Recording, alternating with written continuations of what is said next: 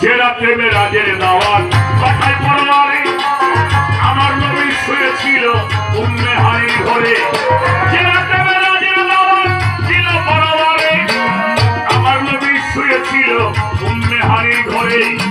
এমন সময় জিবরাইল ঘরের মধ্যে যাই রাখে মুশাহেদায় ছিল আমার নবী মস্ত হয়। ঘুমের ভান করে নবী আমার হুজুরের চক্ষু বন্ধ ছিল। মনে হয় ঘুমায় আছে জিবরাইল পরেতে ভাবিল সাধারণ লোকই কয়াই ঘুমের লোক ডাক দিল। হ্যাঁ আর আল্লাহ রসূল আল্লাহ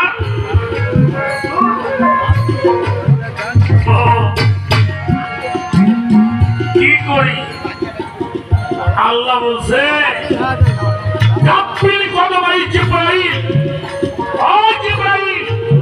কি চিন্তা করো তোমার ওই নরম জিহ্বাটা আমার হুজুর পাকের কদম মুবারকের মধ্যে লাগিয়ে দাও।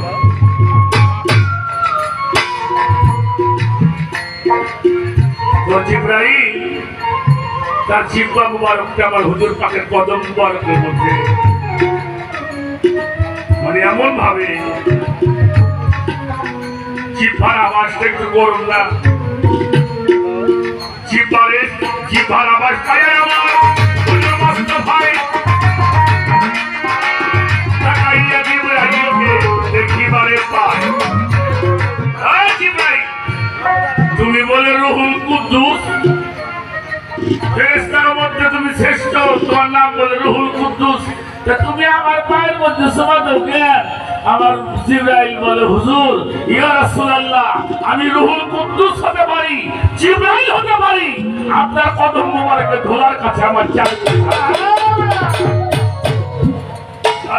এটা হাদিসে জিবরাইল নবীর কদম মোবারকের মধ্যে চুমা দিয়ে বোঝায় গেল হক্কানি আলেম ওলামা পীর মাশায়েখের কদম মোবারকের মধ্যে চুমা দিতে হবে।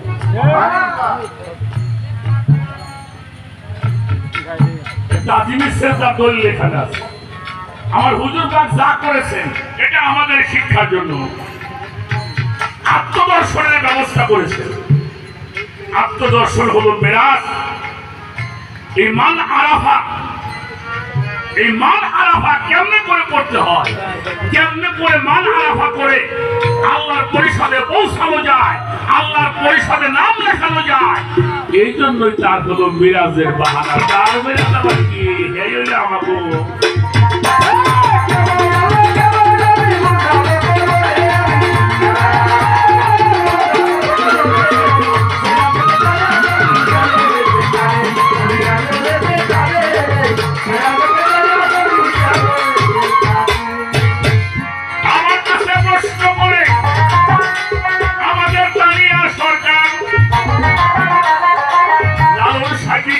বড় লাগলো চমৎকার।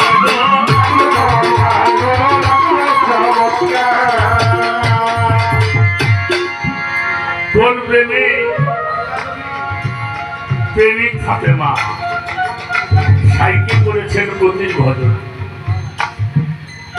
আচ্ছা স্বামী দেখি বাবা গোলায়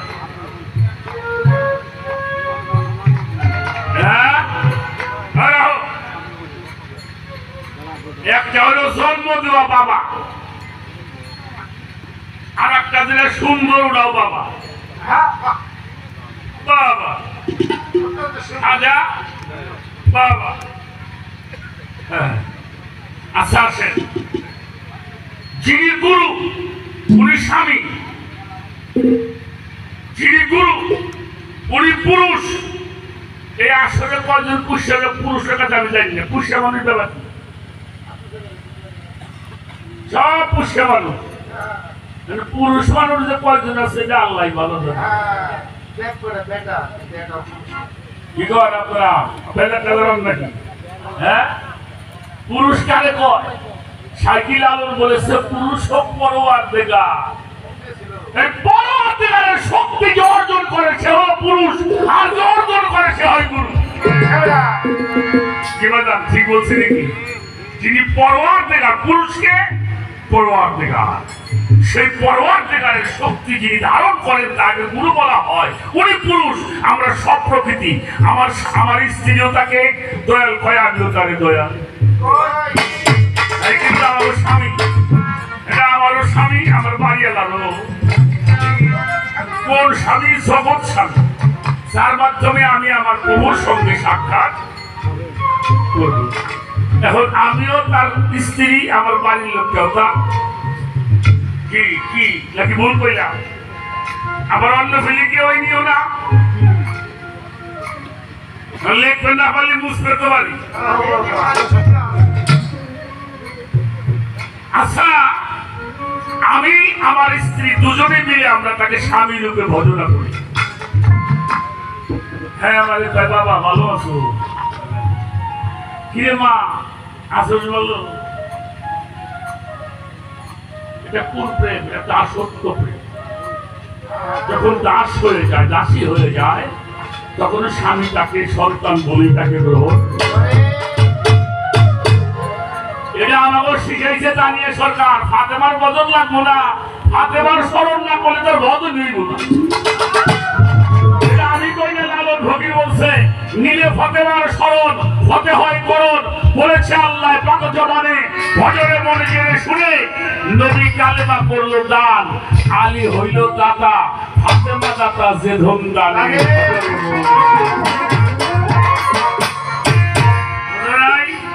ফাতেমা যদি বানাবার পারস, আলীর শক্তি অর্জন করতে পারবা।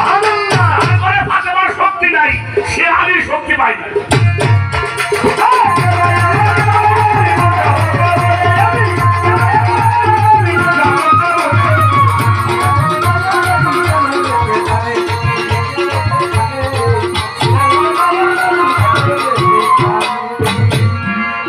বর্তমানে পিটিরা টেলিভিশন দেয়, ওই সময় যে টেলিভিশন শোনাই না, দৌড়ে বেড়াচ্ছে। তাই দেখবে পিড়াই বাড়াকে 100 মধ্যে 90 বাড়ি আছে স্টার জলসা। আর হলো জি বাংলা। আমার মায়েরা ভালো আছে, তোমরা এগুলি নাটকের জন্য বাংলাদেশ শ্রেষ্ঠ। সকালবেলা অফিসে যাবি, তৌকির আহমেদ, কারো শোনেন না? আর বিপাশা হইল নায়িকা। অভিনয় দুজনের স্বামী স্ত্রী। ওই সার তো অফিসে যাবে, টাইম চলে যায়। কি ব্যাপার, আমার টাইম কোথায় রাখি? আমি তো টাইম পাচ্ছি না, দিয়ে যাও।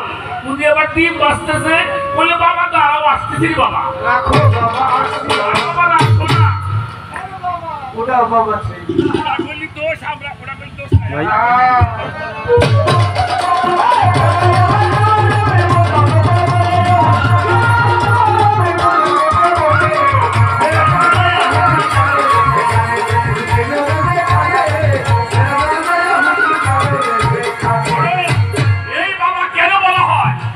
সে হইলে আমার কাছে সুন্দরের চাইতেও সুন্দর। বাবা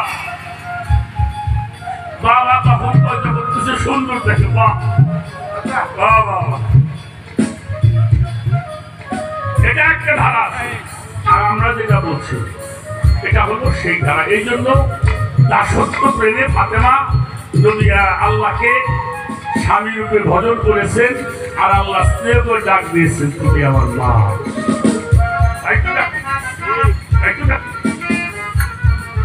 এই জন্য বাবা আমাদের ভয় কেটে জানতে হবে, ধর্মটা করতে হলে বুঝতে হবে বিষয়টা।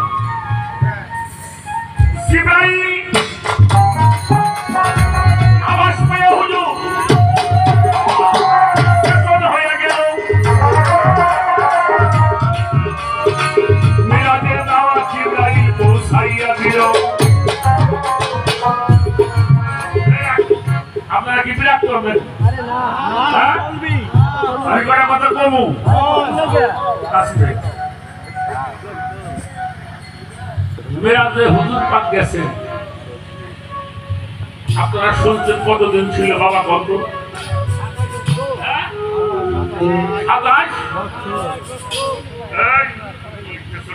একদম আরে আমি একটু 27 কয়দিন 27 বছরে কয়দিন 9855 দিন কি বাজার দেখেন তো হিসেব করে মিলে নেই 9855 দিন 9855 লিখতে কি কি লাগে আছে কথা আমল 9855 লিখতে 4টি অক্ষর না 9 8 5 5 আচ্ছা 4 অক্ষর যোগ করলে কত হয় আব্বা কত হয় হ্যাঁ তারিখে আছে গেল কয় তারিখে রজব সামনের 26 তারিখ দিবা কত রাত 27 রাত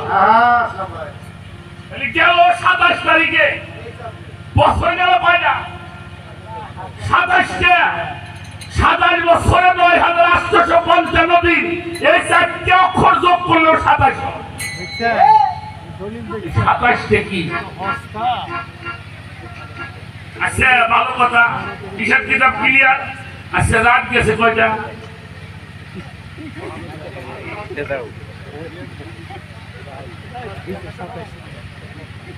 বছর গেল 27 রাত গেছে কয়টা এক রাত গেছে চুপ থাকেন এই মেরাজ সম্বন্ধে দুইটা সূরার মধ্যে আসছে একটা হলো সূরা নজম আর একটা হলো সূরা বনী ইসরাঈল এই মেরাজের আয়াত বলতে গিয়ে আল্লাহ নিজেই বলছে সুবহানাল্লাহ আমরাও কই সুবহানাল্লাহ গড় সুবহানাল্লাহ আমরা কিছু শুনলেই তো ভালো কিছু শুনলে সুবহানাল্লাহ বলি কিন্তু মেরাজের আয়াত ঘোষণা করবে যে আল্লাহ নিজেই কইছে সুবহানাল্লাহ শুইনা যাও মিয়া বেশি দিন আমল সারা থাকবো না এটা ছুঁয়ে দেবো না আমি কয়ে যাই সুবহানাল্লাহি আসরা বিআবদিহি লাইলা এটা সূরা বনী ইসরাঈল মিরাজের কথা আল্লাহ বলছেন সুবহানাল্লাহি আসরা বিআবদিহি লাইলা এই যে আসরা ইসরা এই ইসরা বা আসরার অর্থ হলো রাত্রকালীন ভ্রমণ কি তাহলে একটা শব্দের মধ্যে কি পাইলাম রাত্র পাইলাম ভ্রমণও পাইলাম আসরা শব্দের অর্থ যদি রাত্রকালীন ভ্রমণ হয় তাহলে কি পাইছি রাত্র পাইছি ভ্রমণও পাইছি আচ্ছা পরে কে রাত হলো পরে আল্লাহ আবার রাত কইকে সুবহানাল্লাহি আসরা বিআবদিহি লাইলান লাইলান তো রাত আরব দেশের রাত্রে কি কয় লিল কয় লাইল কয় শুদ্ধ ভাষায় হলো লাইলা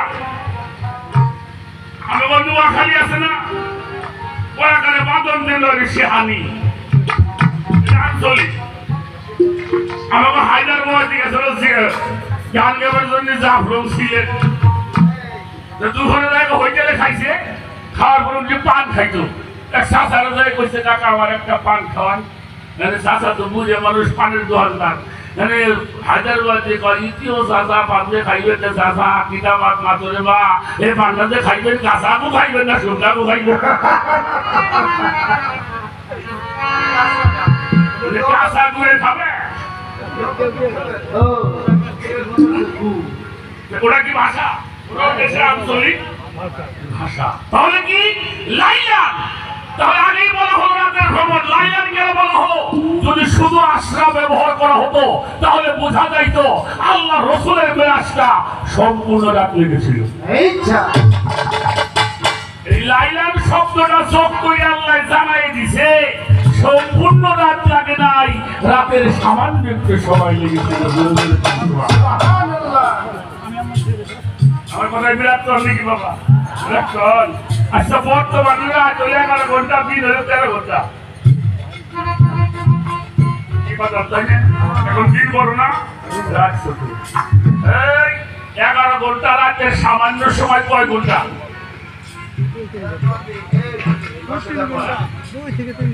সামান্য সময় কয় ঘন্টা? কয়েক মিনিট। আচ্ছা, তবু একটা বিষয় হইল, অতএব আমাকেও ভেজাল করে লাভ নাই। যিনি মেরাজে গেছেন তারে জিজ্ঞেলি করি। সাহাবারা প্রশ্ন করছে, হুজুর 27 বছর থাকলেন, চোখের পলকেই গেছে। সুবহানাল্লাহ বলেন। রাসূলুল্লাহ বলছে, আমাকে ঘর থেকে বের করে নেওয়া হয়েছিল। আমি যখন ঘর থেকে বের হয়ে যাই, আমার দরজার মধ্যে একটা জিনজির ঝুলতেছিল। জিনজির বলতে না, শিকল। এটা আমার গায়ে বা মাথাও কোথাও লেগেছিল। আসিয়া দেখিলাম ঘরের জিনজিরটি এখনো নড়িতেছে। সুবহানাল্লাহ বলেন না? সুবহানাল্লাহ। আর হৃদয়ে গড়ো। আমি উঁচু জায়গার মধ্যে বসে অজু করেছিলাম, আসিয়া দেখিলাম ওজুর পানিগুলি টপকে টপকে জমিতে ঘুরতে পারে। আচ্ছা বাবাজি, আপনি ঘর থেকে বাইরে হয়ে যাবেন, শিকেলটা আপনার মাথায় লাগলে এটা 27 বছর যুব,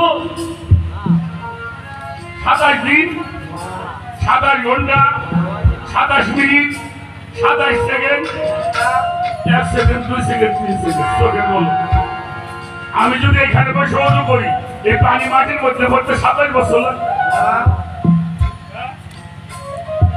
এইটুক সময়ের মধ্যে 27 বছর কেমন করে গেল? এটা একটা প্রশ্ন হয় কিনা? বিরক্ত না হইলে বলুন। হ্যাঁ, একটা উদাহরণ দাঁড়িয়ে শিখিয়ে দেয়। কয়েক বছর আগে এই সরকার এই ক্ষমতা আসার আগে আমাকে বাংলাদেশে আসছিল নরেন্দ্র মোদী। কি বাবা লাগছিল না? ভারতের প্রধানমন্ত্রী। তার আগে আসছিল জাপানের এক প্রেসিডেন্ট সিং সাং হোয়াং। নাম তৈরি আমি অং সাং সুচি।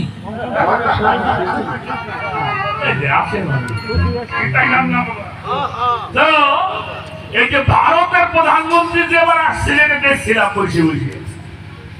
কই বসে দেখছি, আপনি কই গেছিলেন? না, টেলিভিশন দেখছি। আচ্ছা, উনি যে আইলো আমাকে দেশে, উনি কি রাজবাড়ি নামছে? বঙ্গবন্ধু জাতির জনকের ভূমি হলো গোপালগঞ্জ, ওখানে নামছে? ওই জায়গা গেছে? রাজশাহী নামছে? কই নামছে? ঢাকা। ঢাকাও না, ঢাকার মধ্যে একটা জায়গা আছে হযরত শাহজালাল আন্তর্জাতিক বিমানবন্দর। খেয়াল করবেন, মিরাজটা 3 ভাগে ভাগ হয়েছে। একটা হলো ঘর থেকে বাইতুল আকসা, যেটা এখন যুদ্ধ হচ্ছে।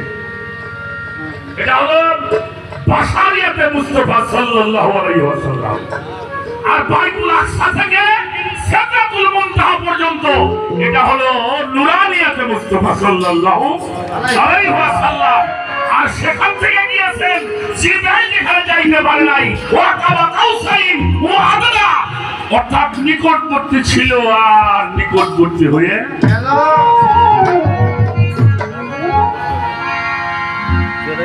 খুব খেয়াল করে শুনলেন, মন চাইতেছে আপনাকে পাইছি। এই যে ভারতের প্রধানমন্ত্রী যখন আমাদের দেশে আইছে, তার আগে যোগাযোগ হয়েছে না? পররাষ্ট্রমন্ত্রী কত দই দিচ্ছে, কত গল্প, মানে ফেরে হয়েছি থেকে আইসে আর গেছে, সময় নিছে। আচ্ছা, উনি যখন আমাদের বাংলাদেশের এয়ারপোর্টে নামছেন, ওনাকে রিসিভ করছে কিনা? জি বলেন। আমাদের বাংলাদেশের মাননীয় প্রধানমন্ত্রী জননেত্রী শেখ হাসিনা শুধু একা নয়, ওনার পরিষদ বর্গের সবাইকে নিয়ে উনি লাল গালিচা পিছিয়ে দিয়ে দাঁড়িয়ে আছেন, তাই দেখছি আমরা। তো 5ম আসমান পর্যন্ত জিবরাইল গেলেন। জিবরাইল যাওয়ার পরে এবার জিবরাইল বলছে, আমার আর যাওয়ার কায়দা নাই। কেন? বলে এই রাস্তা আমি পাড়া দিতে। কেন? এটা নূরের রাজ্য, এ জায়গায় গেলে আমি পুজো সাক্ষাৎ হয়ে যাবো। আর সে জায়গা দিয়ে নবী ঘুরে আইলো, আর আমাকে দেশের বাদ পাড়া করে নবী হইলে আমাকে মতো বানাবে।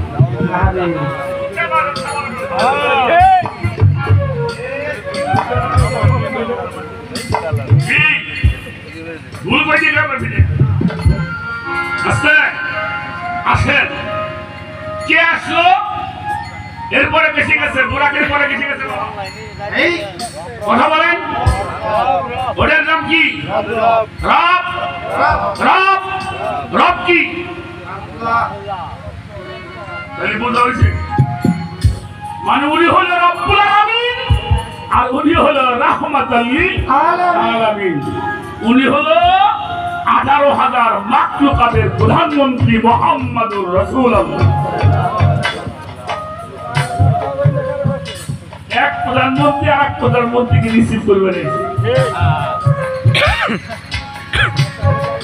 কত কায়দা বায়দা সব সাজাইছে এত সুন্দর করে সাজাইছে আমাদের মন্ত্রী যদি আমাদের এলাকায় আসে দেখবে স্কুলের সুন্দর সুন্দর মেয়েরা রং বেরঙের কাপড় চুপড় বইটা ফুল টুল দিয়ে খাইতে আল্লাহ বলে এমন করে সাজাবি খবরদার আমার বন্ধু যেন খুশি হয় কেন খুশি হবে না কারণ আমি তার নূর দিয়ে 18,000 মাখলুকাত তৈরি করেছি আজকে আমার বন্ধু ইনস্পেক্টর হইয়া ইনস্পেকশন করতে আসছে আমার সৃষ্টির মধ্যে কোনো ভুল আছে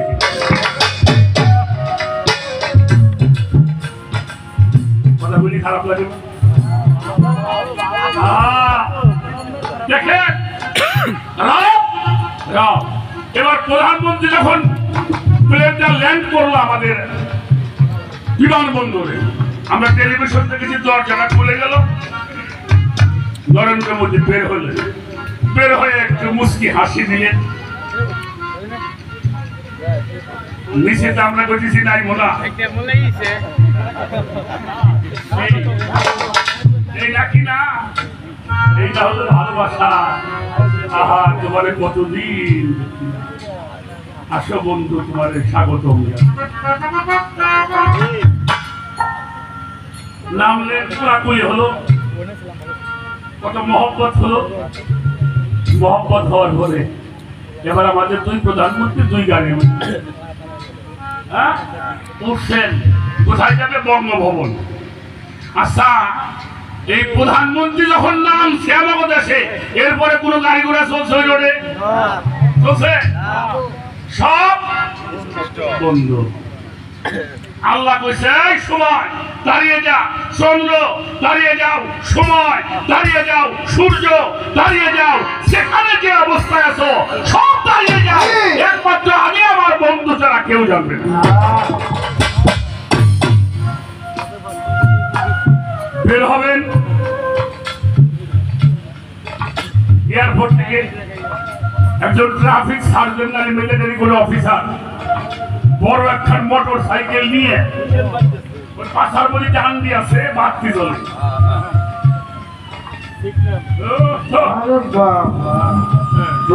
সরাও সরাও সরাও কি কেউ কয়ে নিয়ে সরো উনি একটা বাঁশি বাজায় ওনার গাড়িতে একটা বাঁশি বাজে এতে কি বোঝায় প্রেসিডেন্ট ইজ কামিং আমার পেছনে এবার প্রধানমন্ত্রী প্রেসিডেন্ট আসবে তোমাদের রাস্তা ক্লিয়ার রাখতে হবে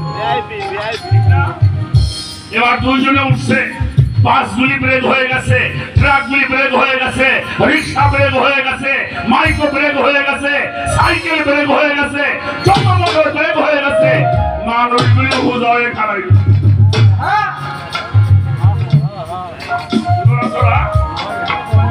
রাস্তা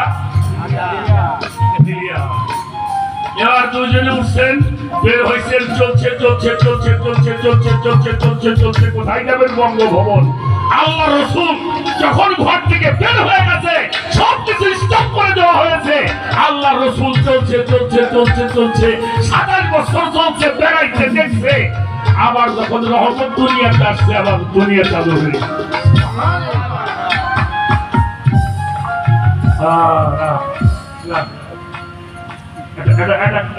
হাকিকত বলবি এই যে মানুষটা গান গায় আমি মারা গেলে আমার দুইটা হাত ছুটে হারাই যাবে দুইটা পাও চলে যাবে মাথাটা ছুঁয়ে যাবো চোখ যাবো তাহলে সবই থাকবে যাবে কে কে যাবে যিনি কথা বলছেন একটা রুহু বা আত্মা বলি ও চলে যাবে আচ্ছা চলে গেলে এই দেহটা কি হবে গোষ্ঠী ধরে বাইরে একখান গান গাওয়ার পারুন না পারো কিচ্ছু কেন পারবো না ভিতরে রহমত চলে গেছে তো আমার হুজুর পাক হইল ও আরসালনাকা ইল্লা রাহমাতাল লিল আলামিন। এই মাখলুকাতের রহমত যখন চলে গিয়েছে, সব কিছু মরে গিয়েছে, আবার যখন আসছে, আবার যদি আধা ঘন্টা পরে দেহের মধ্যে আমার জানটা আসে, তা লম্ব না?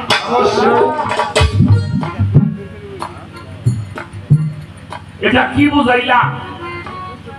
অর্থাৎ যদি আল্লাহরে পাইতে চাও, বাড়ি গাড়ি নারী টাকা পয়সা ক্ষমতা বিষয় মোহ যা কিছু সব সাইডে ফাঁকা করো, ফাঁকা হয়ে চলে যাবা। যখন হইবে ফাঁকা, চলে যাবা ঢাকা।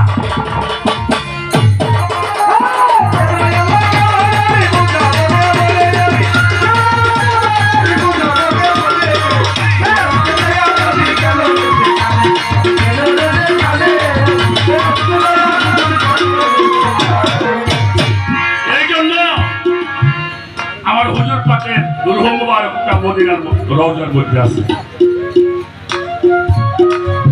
তাকে সালাম দিলে সালামের উত্তর পাওয়া যায়। এটা কি বুঝাইছে? অর্থাৎ যতক্ষণ পর্যন্ত দুনিয়াদারির সমস্ত মোহ তুমি ত্যাগ করতে পারবে না, সে পর্যন্ত আল্লাহর সাথে আসতে এজন্য কোরআন শরীফ আল্লাহ বলেছেন, লা তাকরাবুস সালাত ওয়া আনতুম সুকারা, লা তাকরাবুস সালাত ওয়া আনতুম সুকারা। সুকারা মানে মধু, কিন্তু আমাকে বুঝাইছে মদ। আরবিতে মদ রেখা খুমরা, আর সুকারা মানে মধু। মধু খাইলে নেশা হয়, মদ খাইলে নেশা হয়, বুঝে নাই? তো বলছেন নেশা অবস্থায় নামাজের ধারে কাছে এই নেশা কিসের নেশা? আরে মদের নেশা 3 ঘন্টায় শেষ। তো বাড়ির নেশা, গাড়ির নেশা, ক্ষমতার নেশা, টাকার নেশা, মোহের নেশা, এই জায়গাটা এত সহজ? এই যতক্ষণ পর্যন্ত এই মস্তিষ্কের মধ্যে এই নেশার বোঝাগুলি মাথায় আছে, ততক্ষণ তুমি নামাজের ধারে কাছে আসিও। মেরাজটা কি বুঝাইছে? অর্থাৎ সব কিছু বাদ দিয়ে আল্লাহর কাছে যখন যাবা, তখন দুনিয়ার কোনো কিছু তোমার মস্তিষ্কের মধ্যে যেন না।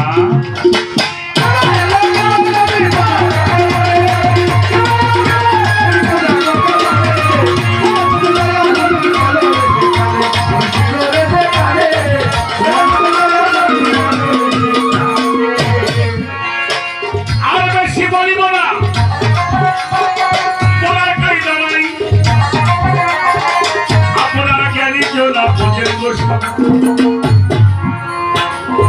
এইভাবে প্রশ্ন ছিল রাজা সরে ঘরে ঘরে কথাগুলি আমি বলছি দলিল ধরে, দেখি আবার কোন ভাবে সে কোন কথা কই, আমি ভাবেই ভাবে দিব তাহার ভাবে করি।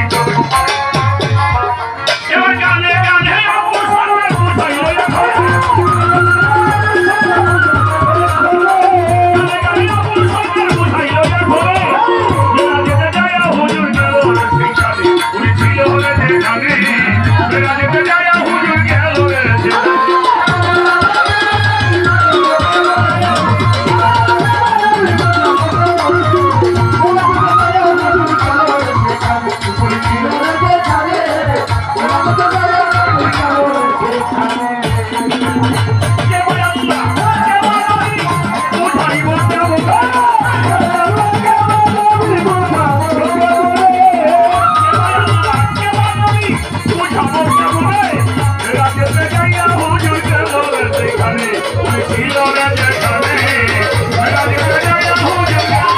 Thank you.